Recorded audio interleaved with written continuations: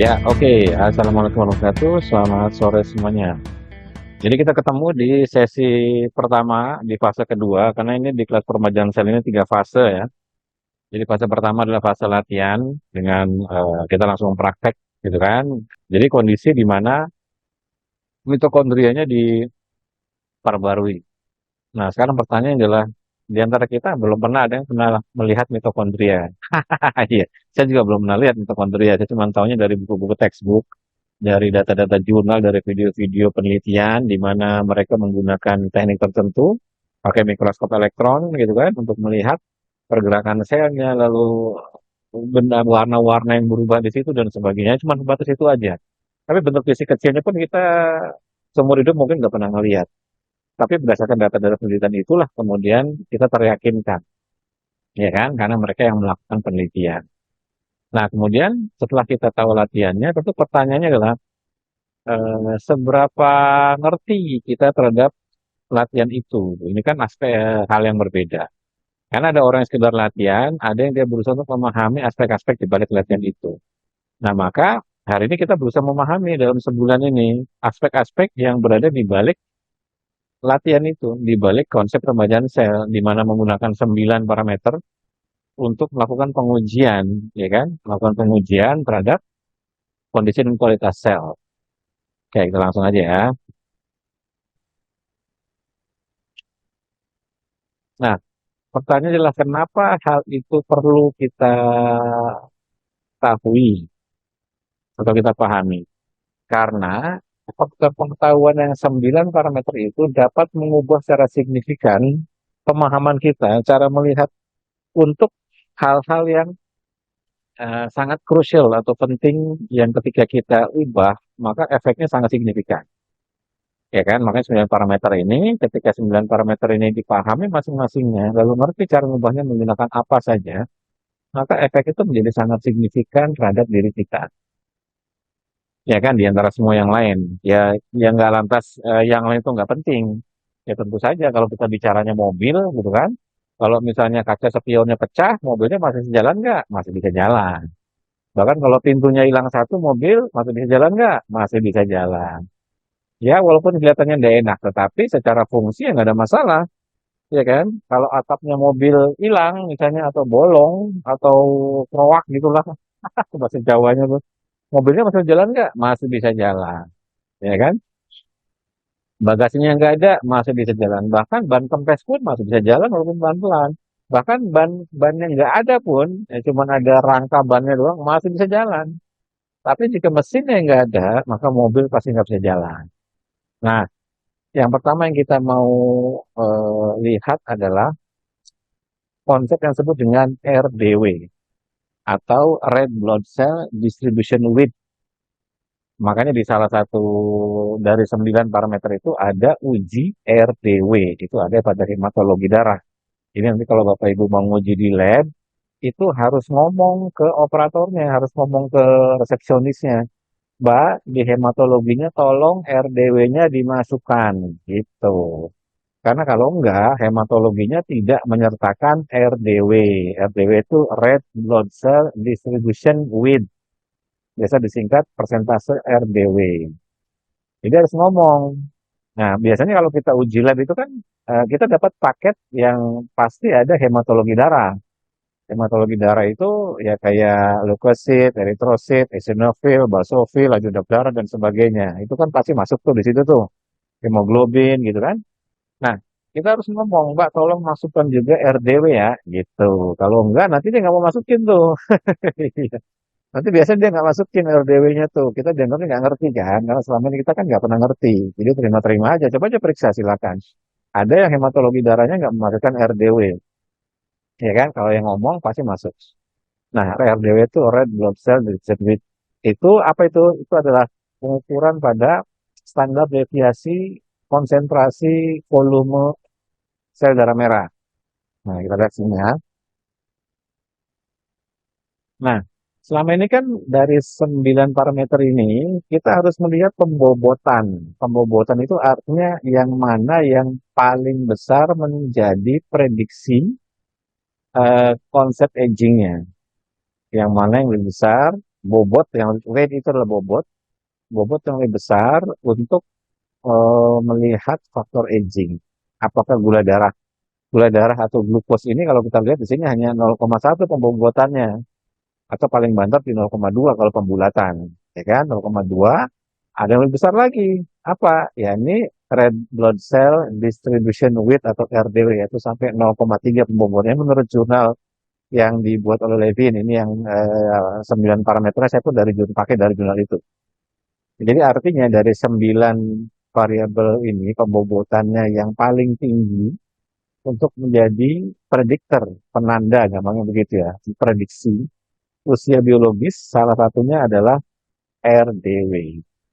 Nah, apa itu RDW? RDW itu adalah standar deviasi dari volume sel darah merah.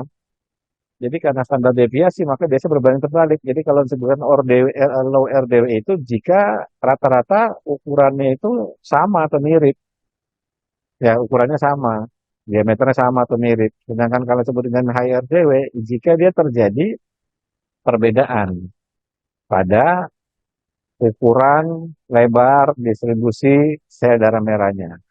Kalau melihat video saya mengenai HRV itu kan fluktuasi detak jantung, ya kan? Maka singkatannya HRV itu adalah heart rate variability atau variabilitas detak jantung atau fluktuasi detak jantung. Jadi detak jantung yang flat, yang standar, yang jarak antara dua detaknya tuh sama semua, itu malah nggak bagus. Ya kan, malah nggak bagus. Tapi jarak antara dua detaknya yang bervariasi, itu malah bagus.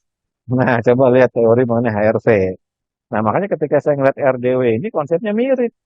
Maka saya ini udah memahami ini. Jadi bagi teman-teman atau siapapun yang pernah melihat video saya mengenai teori dasar HRV atau heart rate variability yang melihat pada detak jantung, maka HRV yang baik adalah ketika jarak antara detak demi detaknya itu bervariasi. Bukan flat, bukan gitu-gitu sama semua jaraknya. Justru kan nggak boleh. Nah, karena karena bervariasi jaraknya, maka disebut sebagai variabilitas detak jantung atau fluktuasi detak jantung. Fluktuasi jarak antara detak jantung. Nah, maksudnya apa? Semakin bervariasi jarak antar detaknya, maka menandakan jantung itu responsif. Dasarnya itu, menandakan jantung itu responsif. Terhadap apa? Ya kalau bicaranya HRV berarti terhadap situasi stres yang dialami oleh pemilik jantungnya. Ya kan? Karena dia bisa menyesuaikan panjang dan pendek jarak antara dua detaknya. Jadi jantung yang bisa menyesuaikan panjang dan pendek jarak antara dua detaknya, maka kita sebut sebagai itu jantung yang sangat responsif terhadap situasi stres. Dan ini bagus, ya kan? Kenapa? Kalau jaraknya pendek, jarak antara dua detaknya pendek itu berarti, ini kita masih bicara HRV ya, ini intermezzonya. Jika jarak antara dua detaknya pendek berarti respon jantung terhadap stresnya bagus. Jika jarak antara dua detaknya panjang juga respon jantung terhadap parasimpatiknya bagus. Nah, jika terjadi variasi panjang dan pendek, maka respon jantung terhadap simpatik dan parasimpatiknya juga bagus. Nah, ketika saya melihat RDW, persentase RDW ini, saya langsung paham. Oh, ketika variasi, maka menandakan kemampuan darah itu beradaptasinya bagus sekali. Sementara kalau low itu dia cuma stagnan jaraknya segitu aja. Nah, ini justru malah jadi nggak bagus. Ya, jadi inilah kenapa RDW ini, kalau kita lihat di sini, ini yang vertikal ini adalah persentase RDW, red blood cell distribution width-nya. Yang sebelah kanan ini adalah age, usia. Kita lihat. Jadi dia menjadi penanda bahwa seiring usia nilai RDW-nya itu meningkat ya. Seiring usia nilai RDW-nya meningkat. Ini pengujiannya terhadap orang dari usia sekitar let's say 20 tahunan ya, sampai 95 tahun. Jadi usia kita bertambah, nilai RDW-nya itu akan meningkat. Nah, sekarang apa hubungannya? Ya, hubungannya adalah peningkatan nilai RDW itu berasosiasi atau terkait dengan peningkatan ACM, resiko ACM. Apa itu ACM? ACM itu all cause mortality.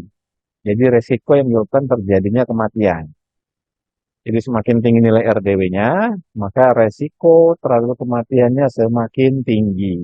Dan seiring usia, nilai RDW-nya juga semakin tinggi. Nah, ini nggak boleh, ya kan? Berarti harus turunkan. Nah, kita lihat di sini studinya. Bagaimana orang-orang yang berada pada, ini sebelum memahami studinya kita lihat nih, garis satu ya, yang angka satu ini. Nah, ini angka satu, ini ya, yang angka satu ini. Nah, garis vertikal yang saya kasih merah-merah angka satu ini. Ini adalah baseline-nya. Nah, semakin ke kanan, berarti nilainya itu semakin meningkat beresiko kematian. Semakin ke kiri, semakin bagus. Maka kita lihat di sini, nilai persentile mereka yang berada pada angka 11,4 sampai 12,6% itu adalah nilai yang dianggap terbaik terhadap studi 3,1 juta peserta. Jadi studinya ini adalah 3,1566863. Jadi 3.156.863 orang. Nah itu makanya pernah saya bilang data testimoni itu nggak akan pernah bisa mengalahkan data jurnal. Kenapa? Testimoni itu paling hitungannya satu orang, dua orang, lima orang, 10 orang, mentok-mentok paling 100 orang doang. Walaupun misalnya dia influencer ya mentok-mentok puluhan ribu orang doang gitu kan. Kalau influencernya hebat sekali mentok-mentok hanya ratusan ribu doang. Tapi itu pun tidak dalam satu saat kan begitu. Nah sedangkan ini satu jurnal saja dia membutuhkan data sampai 3,1 juta orang yang diteliti, dicari datanya, dicatat. Sehingga dapatlah sebuah kesimpulan bahwa nilai optimal untuk RDW berada pada 11,4 sampai 12,6. Semakin ke atas nilainya, semakin ke kanan arah grafiknya, ya kan? Semakin ke kanan, maka semakin meningkat resiko ACM-nya, all cause mortality. Jadi resiko untuk kematiannya semakin tinggi. Tapi semakin di bawah satu, semakin rendah. Nah, jelas sampai sini ya. Oke. Nah, sekarang ini saya bilangin dulu. Ya.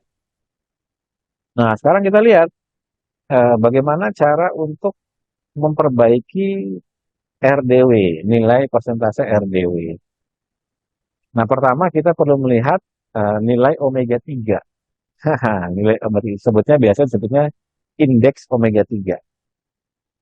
Nah, ini kita biasa melihat indeks omega 3.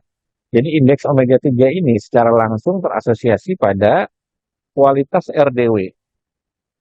Nah, jadi sekarang kita tahu bahwa omega 3 ini berafiliasi dengan kualitas perbaikan RDW.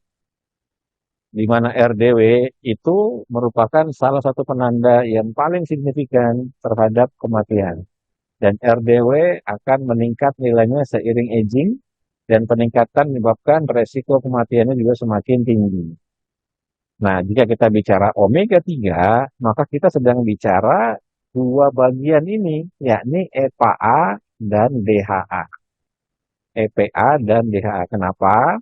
Karena pada membran sel darah merah, membran itu berarti lapisan luar ya dari sel darah merah, itu merupakan fatty acid atau asam lemak yang di dalamnya memiliki konsentrasi EPA dan DHA.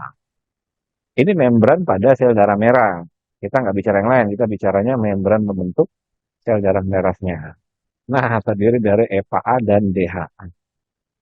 Nah, sekarang untuk melihat EPA dan DHA, berarti yang paling gampang, ya kita ngelihat suplementasi suplemen gitu kan, maka dilihat pada saat kita mencari suplemen yang berhubungan dengan omega 3, ini saya nggak bicara makanan, karena kalau dari makanan ini, kita ngelihat untuk FACS indeksnya agak susah.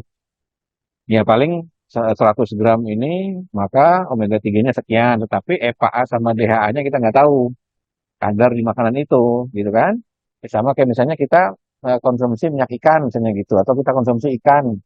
Ikan juga mengandung EPA, apa namanya, omega 3, tetapi di dalamnya konsentrasi omega 3 indeksnya yang merupakan EPA dan DHA-nya saya nggak tahu. Jadi kalau saya makan salmon misalnya let's say 200 gram, ya kan?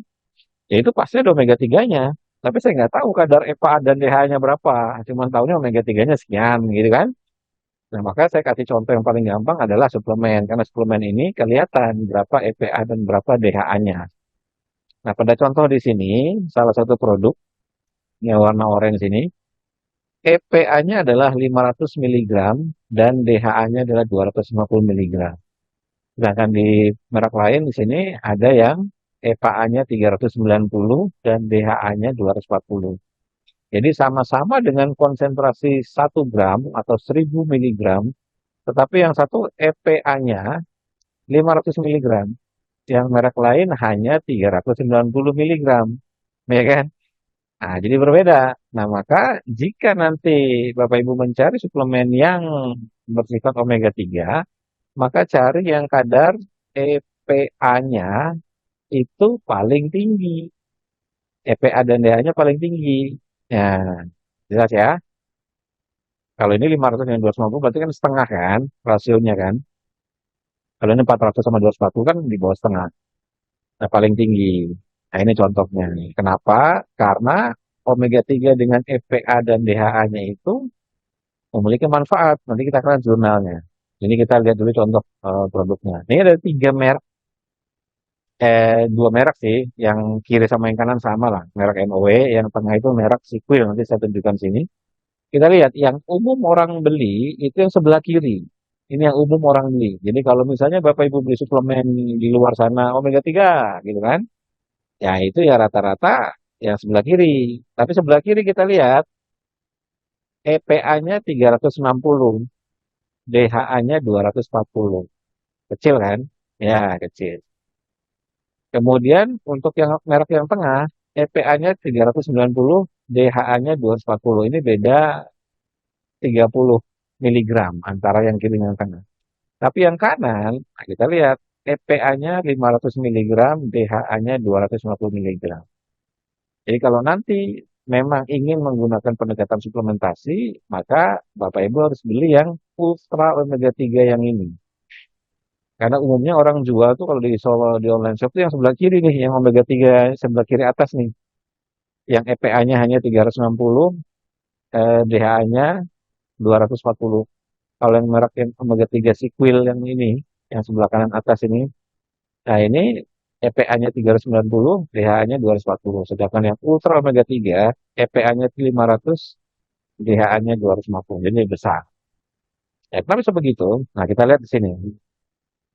Ya, ketika nilai persentase RDW diperbandingkan dengan daily omega 3 intake. Jadi, konsumsi omega 3-nya, ya, kelihatan nilai RDW-nya ketika konsumsinya semakin banyak, jadi orang itu semakin banyak mengkonsumsi omega 3 dengan rasio EPA dan DHA-nya bagus, jadi EPA-nya tinggi, DHA-nya juga tinggi, maka nilai RDW-nya semakin membaik atau semakin powerful. Kan ingat, ini kan berbanding terbalik. Jadi kalau RDW-nya semakin kecil nilainya itu berarti semakin bagus, semakin besar nilainya berarti semakin jelek. Nah, pada mereka yang konsumsi omega 3-nya rendah, maka nilai RDW-nya ada peningkatan. Yang kita harapkan nilai RDW-nya itu kan berada pada 11,4 sampai 12,6, ya kan? Berarti artinya konsumsi omega 3 dengan konsentrasi EPA dan DHA-nya tinggi itu wajib.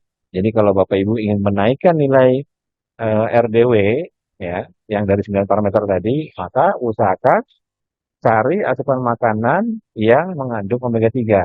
Kalau susah, ya udah konsumsi saja suplemen merek NOW tadi. Jelas ya? Yang EPA sama DHA-nya paling tinggi. Nah, itu harganya murah kok. Nah, kemudian apakah ada kondisi lain yang dapat meningkatkan nilai RDW? Ya kan? Nah, kita lihat hubungan antara RDW dengan kalori intake. Kalori intake itu berarti kalori yang masuk ke badan. Nah, kita lihat di sini ya. Ternyata jika kalori intake-nya sedikit, nilai RDW-nya membaik. Ingat ya, makin kecil nilai RDW semakin bagus, ya kan? Karena dari 11,4 kan, berarti makin kecil, makin bagus, makin tinggi, makin jelek. Nanti saya akan tunjukkan di Excel. Nah, ini kelihatan kalori intake-nya semakin sedikit. Ini yang garis sebelah kanan ini adalah kalori intake-nya. Ini 2000 kalori, 2150 kalori, 2300 kalori, dan seterusnya. Jadi artinya semakin sedikit kalori masuk, maka nilai RDW-nya membaik. Semakin banyak kalori masuk, nilai RDW-nya semakin tinggi.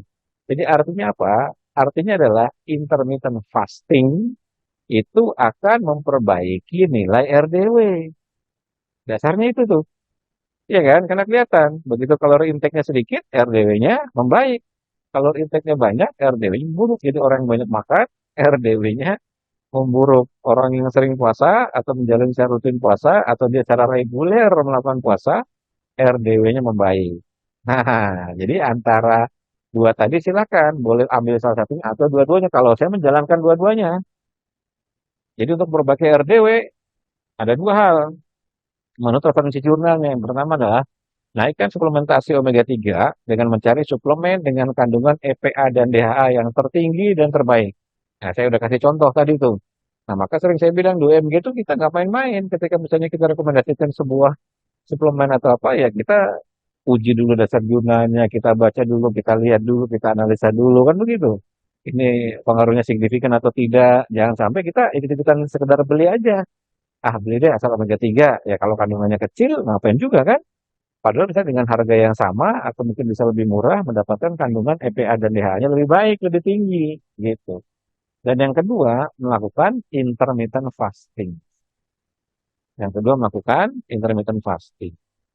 Jadi artinya puasa itu menjadi aktivitas yang akan memperbaiki RDW, persentase red blood cell distribution width. Jelas sampai sini ya. Nah, kita ambil contoh nih.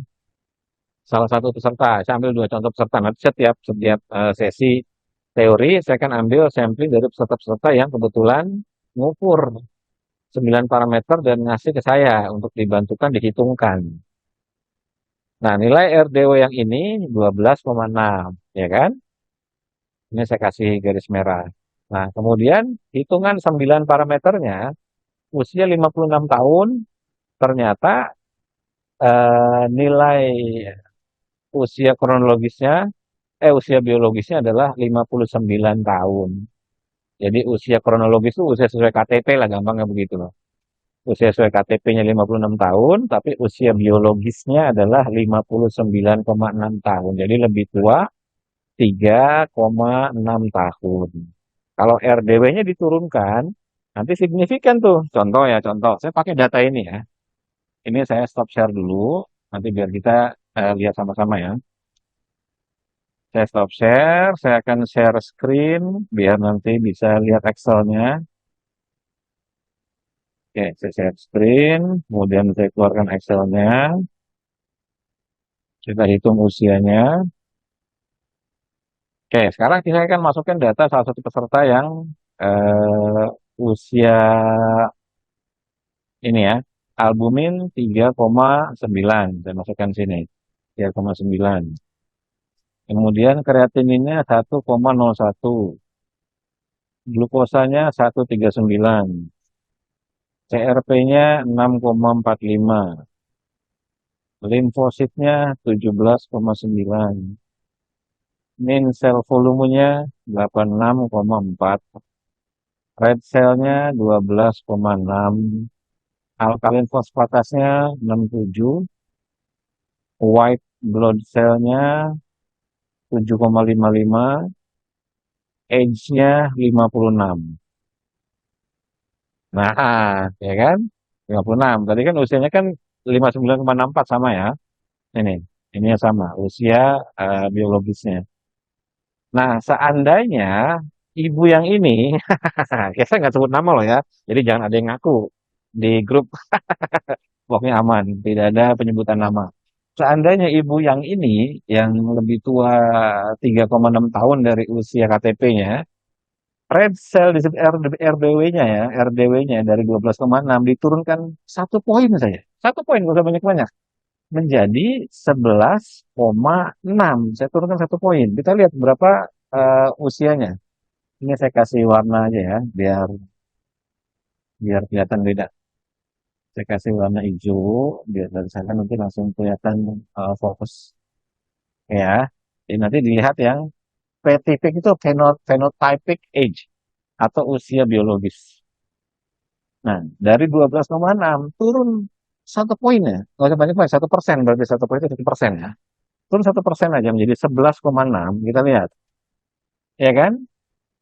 11,6 menjadi 36 menjadi 56. Jadi usia biologisnya sama dengan usia kronologisnya, ya kan? Hanya dengan menurunkan 1% aja. Dan cara menurunkan bagaimana? Konsumsi omega 3, ya. Kalau dari nanti saya beritahu berapa cara konsumsinya, itu paling tidak 2 gram per hari. Jadi kalau rata-rata kita beli suplemen itu yang omega 3 itu 1 gram ya rata-rata ya. 1000 miligram itu kan 1 gram. Jadi pagi 1 butir, malam sebelum tidur 1 butir itu sudah 2 gram tuh. Dan itu bisa memperbaiki RDW dengan cara yang mudah. Kemudian yang kedua dengan intermittent fasting. Intermittent fasting atau puasa, ya kan? Jadi misalnya seminggu dibikin ada puasanya 3 kali atau 4 kali, nah gitu. Nah dengan turun 1 poin, yang tadinya, yang tadi kan sebelumnya kan 12,6, 59,6 tahun usia biologisnya dengan turun RDW 1 poin saja, 11,6, itu menjadi usianya sama tuh. Dan menurunkan RDW kan gampang sekali. Suplementasi omega 3 dengan puasa, kan gitu. Ah, maka ibu yang ini pasti tahu lah, yang nonton sekarang pasti tahu. Nggak usah sebut ya. Nah, caranya seperti itu. Lalu kemudian, jika menjalani puasa, maka apalagi membaik. Jika menjalani puasa, maka gula darah pasti turun. Ya kan? Jika minum omega 3 maka inflamasi masih turun. Maka glukosa dengan CRP-nya pasti terkoreksi. Orang kalau puasanya rajin, katakanlah seminggu 3 kali atau 5 kali, pasti glukosanya terkoreksi. Jadi misal dari 139 menjadi 99 aja. Ya kan? Ya atau 100 deh, dari 139 menjadi 100, glukosanya menjadi 100, glukosa puasanya. Nah, itu udah signifikan banget tuh, itu yang lain belum diubah ya. Hanya mengubah nilai glukosa aja. Yang tadinya 139, usia kronologisnya sama dengan usia biologisnya 56 tahun, karena dia menjalani puasa dan melakukan suplementasi hanya omega 3 saja, maka kita lihat pasti turun. Turun, misalnya jadi 115 saja. Kan dia belum di bawah 100, tapi nggak apa-apa. Katakanlah turun 115. Udah lebih muda 3 tahun tuh. Ya kan? Kalau dia masih jalanin lagi tuh sebulan saja, lalu gula darahnya turun jadi 99, di bawah 100, berarti dia nggak kena bintang ya, 99, maka usia biologisnya menjadi 51 tahun. Jadi lebih muda 5 tahun. Iya kan? Itu efek dampak dari signifikannya omega 3 yang kandungan EPA sama DHA-nya itu tinggi dengan intermittent fasting.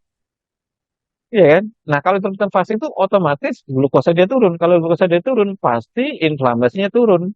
Nah, inflamasi itu adanya pada CRP, si reaktif protein. Maka kalau inflamasinya turun 50% saja, dari 6 menjadi 3, ya ini saya ganti jadi 3, inflamasi turun katakan 50%, maka lebih mudah lagi usia biologisnya, 6 tahun.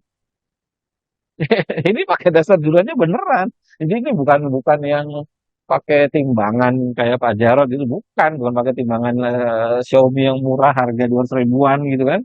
Kalau mengetahui usia kita berapa, bukan, ini beneran pakai kimiawi darah dan ada dasar ilmunya. Tuh, jadi hanya dengan suplementasi apa namanya omega 3 yang EPA dan DHA-nya tinggi ditambah dengan intermittent fasting, maka mengkoreksi nilai RDW sekaligus mengkoreksi glukosa dan CRP. Ya kan? Bahkan ketika glukosanya katakanlah belum di bawah 100, masih 120 saja, tetap dia lebih muda 3 tahun. Gitu. Jadi ini cara kita melihat berdasarkan jurnal. Nah, jurnal itu ada di sini. Yang warna merah ini, saya tulis di sini. Ini ada rumusnya di sini. Jadi kalau kita buka ini ada rumusnya. Nah, rumusnya itu diterjemahkan. Nah, rumusnya itu diterjemahkan di Excel. Nah, ini rumusnya nih ya, kita lihat. Ini dia, ini rumusnya nih. Tuh, sama aja. Phenotypic age sama dengan ini ditambah ini. Nah, ini tuh apa? Nilai dari XB-nya itu apa? XB itu yang ini. XB itu adalah nilai dari minus 19,97 dikurangi ini dikali albumin ditambah variabel konstanta ini ditambah kreatin tambah terus gitu. Ini menurut ilmuwan ini saya pakai gitu. Jadi kalau Bapak Ibu pengen bisa ngitung sendiri ya terjemahkan rumus ini. Rumus ini diterjemahkan menjadi Excel atau menjadi apalah begitu. Nah, dengan cara seperti ini, gampangnya adalah Excel-nya memudahkan saya untuk menganalisa. Tuh, jadi sekali lagi untuk RDW ketika diperbaiki, ya kan, maka secara otomatis. Nah, sekarang kita lihat untuk yang orang yang kedua. Nah, yang ini RDW yang tadi kan 12,6, sekarang 11,6. Nah, sekarang kita masukin data-data ini, kita masukin ya. Albuminnya 4,3. Ini nih studi yang kedua. Ini peserta yang kedua. Ya, ibunya juga hadir sih hari ini. Pokoknya diem-diem aja. Kreatininnya 0,67. Glukosanya 98, bagus. CRP-nya 0,6, bagus. Limfositnya 36. Min cell volumenya MCV-nya 92,1. RDW-nya 11,6. Alkalin fosfatasnya 81. White blood cell-nya 3,8. Usianya 56. Nah, kita lihat 56 ya kan dengan data beliau ini, data ibu ini, phenotypic age-nya atau usia biologisnya 81. Jadi bedanya sampai berapa tahun untuk 41 ke 56, ya kan? 10 tahun ya. Eh, 14 tahun, 15 tahun ya. Ya kan, 15 tahun. Luar biasa kan? Iya, 15 tahun. Nah, sekarang kalau CRP-nya diturunkan dari 0,6 misalnya karena dia puasa jadi 0,2. Nah, makin turun kan? Glukosanya turun jadi 80 karena dia puasanya rajin antara 80 sampai 85 misalnya. Tuh. Kemudian RDW-nya jadi 11,4, ya kan? Nah, dengan dua tambahan itu aja, karena setiap suplementasi omega 3 pasti dia akan memperbaiki suplementasi omega 3 memperbaiki RDW, maka otomatis memperbaiki glukosa dan memperbaiki inflamasi. Itu udah sepaket tuh tiga itu tuh, ya kan? Nah, maka dia luar biasa tuh. Ini gimana cara kita untuk memahami. Makanya saya bilang pembelajaran kelas pembelajaran saya itu bukan semata-mata, oh saya sudah tahu teknik latihnya, bukan pemahamannya dari setiap variabel itu apa. Nah, ini contoh yang tadi ini saya gedein aja ya. Nah, ini yang tadi nih, merek yang Sequel ini. Nah, ini yang EPA-nya 390, DH-nya 240. Ini saya foto tadi. Dengan ini yang saya konsumsi nih, Ultra Omega 3. Nah, ini dia. Ini yang DH EPA-nya 500, DH-nya 250. Ini yang paling tinggi dibandingkan ini atau yang umumnya sering kita beli dari online shop. Yang umumnya online shop itu sama-sama mereknya ini, tetapi nggak ada kata ultranya, nggak ada. Itu yang cuma 340, EPA-nya, DHA-nya 240. Jadi nggak tinggi lah. Jadi kalau pengen beli suplementasinya pakai yang ini. Minumnya sehari 2 kali pagi dan malam. Setelah itu intermittent fasting. Maka akan mengkoreksi nilai RDW, sekaligus mengkoreksi glukosa puasa, dan mengkoreksi CRP. Nah, nanti buktikan aja. Bulan depan periksa atau 2 minggu aja konsumsi. Kemudian intermittent fasting 2 minggu. Lalu periksa lagi. Pasti terkoreksi semua tuh. Signifikan. Sangat signifikan. Apalagi misalnya udah punya red light, berarti sambil disinari gitu kan. Itu pasti akan meningkat signifikan. Nanti kita akan lihat di apa namanya variabel-variabel lain. Bagaimana cara untuk melakukan perbaikannya.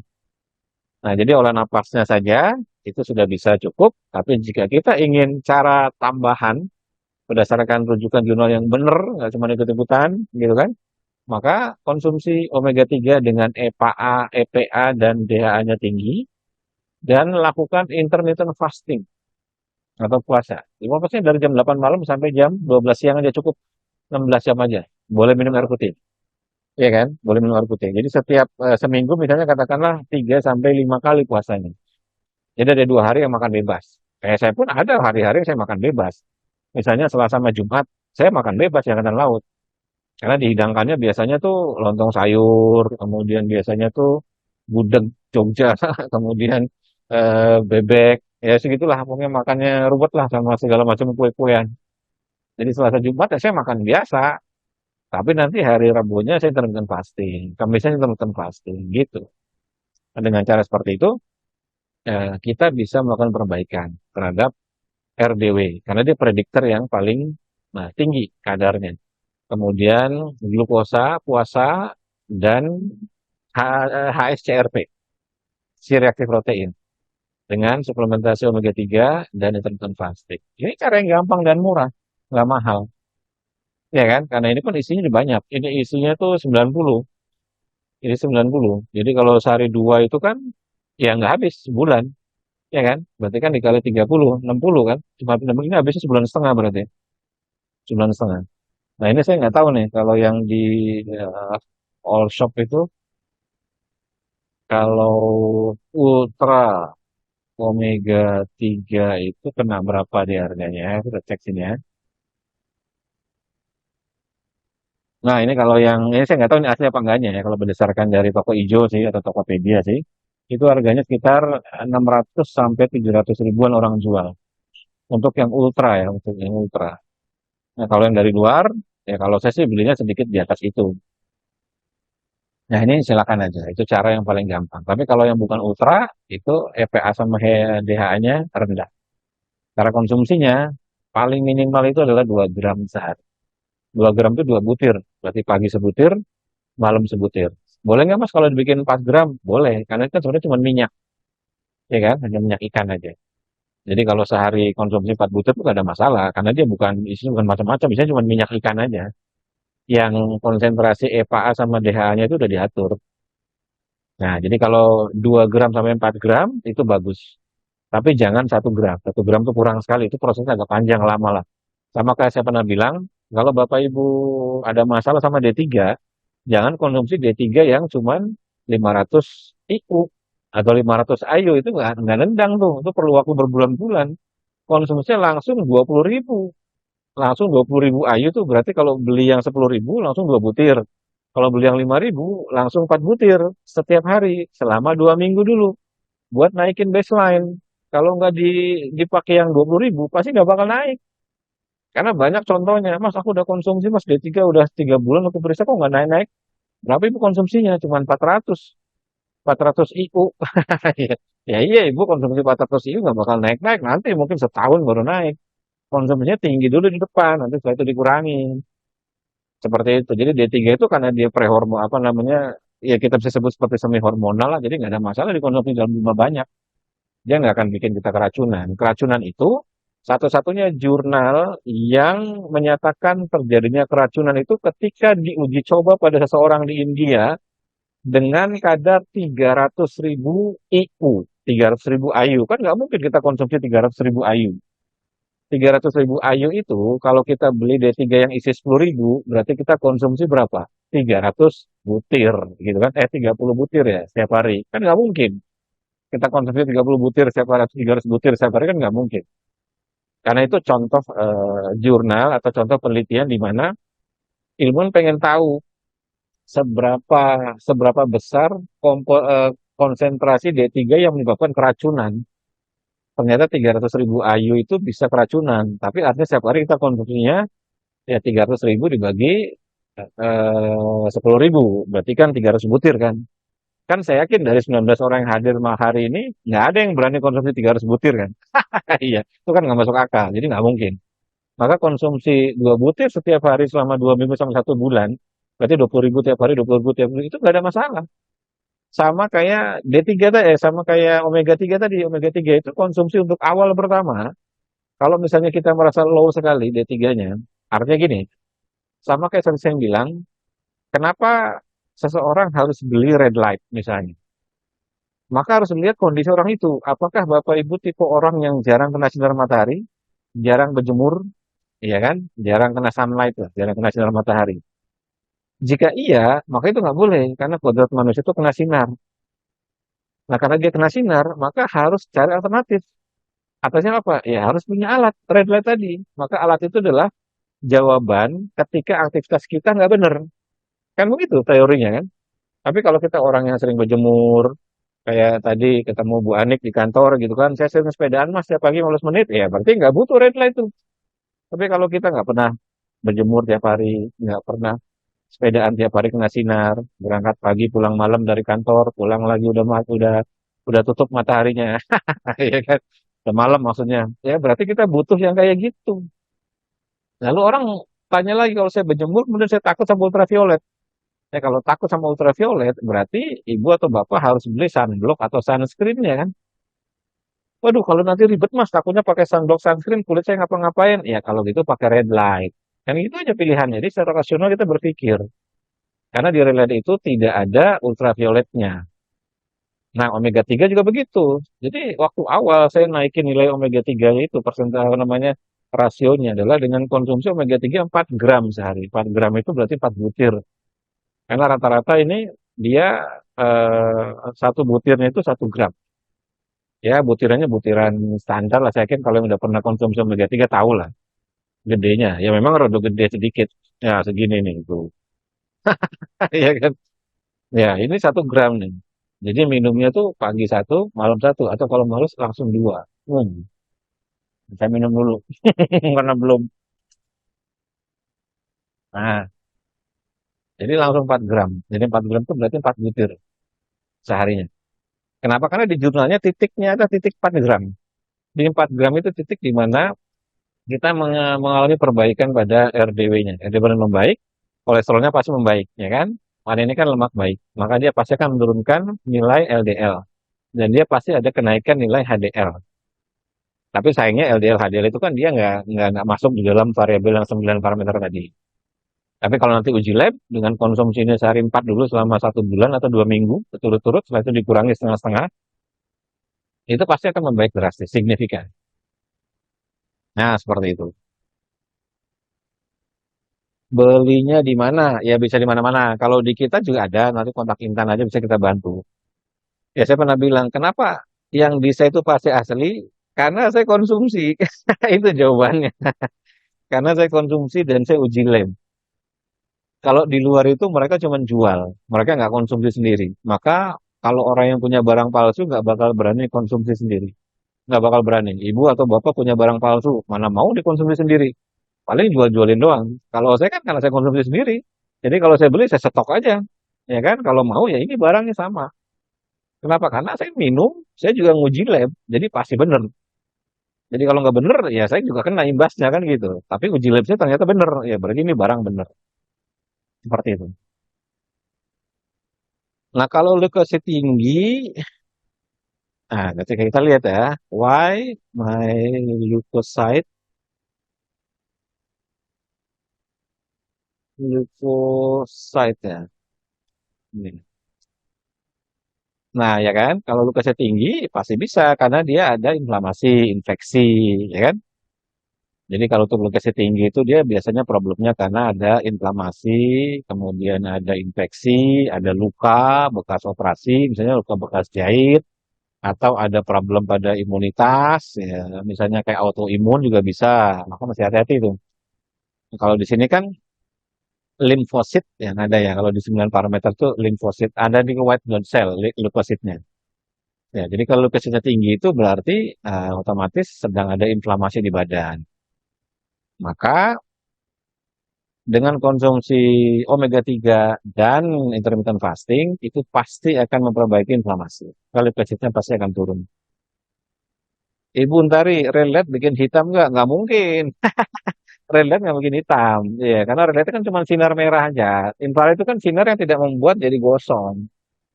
Yang gosong itu kan sinar-sinar matahari ultravioletnya itu. Kalau sinar merahnya nggak mungkin bikin gosong. Nggak mungkin.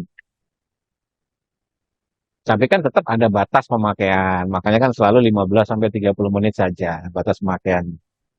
Setelah itu ya sudah selesai. Dan nggak mungkin bikin gosong. Ini beda dengan sinar matahari langsung. Beda. Jadi nggak akan bikin gosong.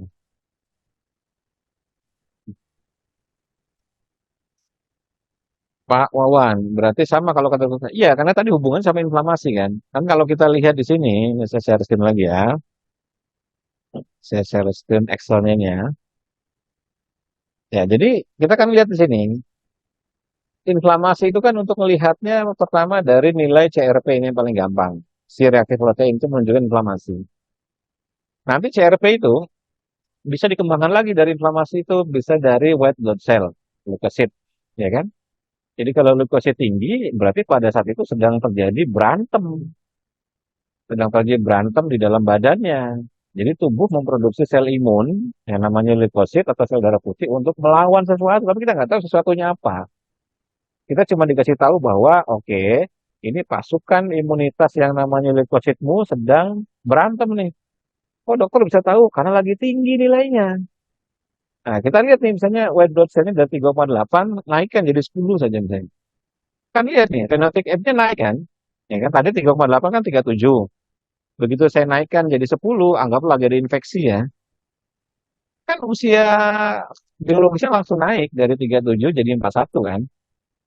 Kenapa? Karena ya otomatis secara teori gampang saja ketika misalnya terjadi inflamasi atau infeksi lalu sumber daya tentaranya dipakai untuk memadamkan itu, ya pasti kalau terus-terusan begitu kelelahan lah selnya. Kalau selnya kelelahan berarti makin lama makin terpakai energinya makin cepat keluar. Pasti logikanya ke situ. Gampang dipahami. Nah, ketika kemudian dia bisa diturunkan, nah, karena CRP sama white blood cell ini cara melihatnya gini. CRP itu adalah inflamasi di badan yang kita belum tahu penyebabnya apa dan belum kelihatan aksinya mau ngapain. Aksi badan kita mau ngapain belum kelihatan. Pokoknya gampangnya ilustrasinya adalah sebuah negara terjadi kebakaran. Nah, besaran kebakarannya itu CRP. Kira-kira begitu. Besaran kebakaran itu CRP. Jadi kalau saat negara CRP-nya tinggi sekali, katakanlah sampai 20 nilainya, ya kan, maka dia pasti makin tua. Karena kebakarannya tinggi sekali. Kan begitu. Nah, kemudian orang kan lihat, oke, gue tahu ada kebakaran tinggi. Ya, lalu pasukan udah gerak belum? Nah, gitu. Pasukan pemadam kebakaran udah gerak belum? Gimana cara mengetahuinya? Nah, itulah leukosit. Ilustrasinya gitu tuh. Itu leukosit. Jadi white cell darah putih. Jadi ketika leukositnya sudah tinggi, berarti artinya sudah bergerak pasukannya untuk memadamkan inflamasi yang kita belum tahu jenisnya apa. Nanti akan dibaca lagi dari variabel yang lain, atau kan terus begitu. Jadi saling sambung menyambung. Nah, paham ya? Jadi CRP itu adalah contoh dari kebakarannya masif, ya kan, keseluruhan. Tapi kita nggak tahu penyebabnya apa, kita nggak tahu. Lalu apakah sel imun kita sudah bergerak untuk memadamkan atau belum, kita nggak tahu gitu. Itu hanya pengetahuan awal saja bahwa oke, ini lagi masif nih inflamasinya. Lalu analisa dari sel darah putih. Kalau dia nilainya tinggi, berarti jelas sudah ada gerakan dari sel imun kita bagus, ya kan? Artinya sel imunnya aktif. Yang bahaya adalah ketika sel darah putihnya tetap rendah, sementara inflamasinya tinggi. Kan begitu. Ini cara ilustrasi memahaminya begitu. Mas, share dong Excelnya nanti.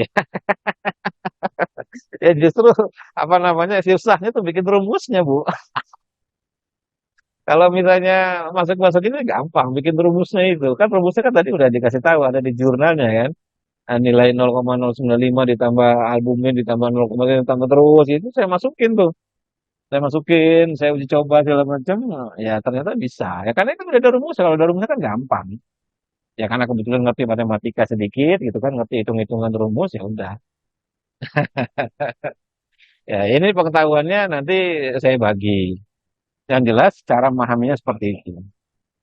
Sehingga nanti jadi mudah sekali. Tuh, jadi hari ini mengenai Red Cell Distribution Width atau RDW. Jelas ya? Jadi ingat, omega 3 EPA sama DH-nya harus tinggi, yang terbaik. Cari untuk saat ini, saya nemunya baru ini untuk saat ini.